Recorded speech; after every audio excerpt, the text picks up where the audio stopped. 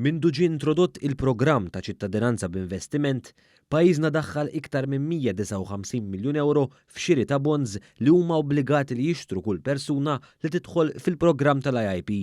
Fil-fatt fil-perjodu ta' bejn Ġunju tal-2018 u Ġunju tas-sena l-oħra ġew investiti aktar minn 33 miljun euro fi stocks tal-Gvern.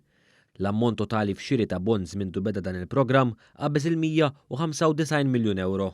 Apparti dan, b'mod globali, l-applikanti nefqu mal-141 miljun euro f'xiri ta' proprjetà f'Malta, medja ta' aktar minn 908,000 euro għal kull proprjetà.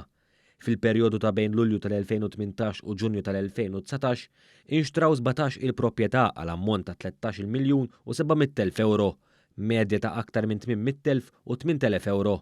Ir-regolatur innota li l-medja hija ogħla mill-ammont minimu ta' 350,000 euro kif jistipulaw ir-regolamenti tal-IIP.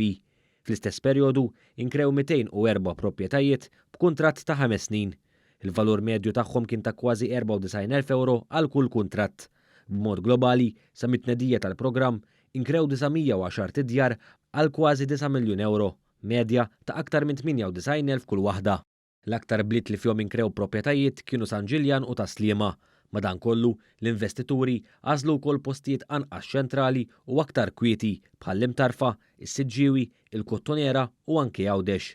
Meta wieħed jaqqad dawn iż-żewġ kategoriji flimkien mad-donazzjonijiet mogħtija għal karità ta' kważi 800,000 euro, jirriżulta li f'sena waħda biss pajjiżna gwadanja aktar minn 67 miljun euro f'donazzjonijiet, xiri jew kiri ta' proprjetà u xiri ta' stocks tal-Gvern.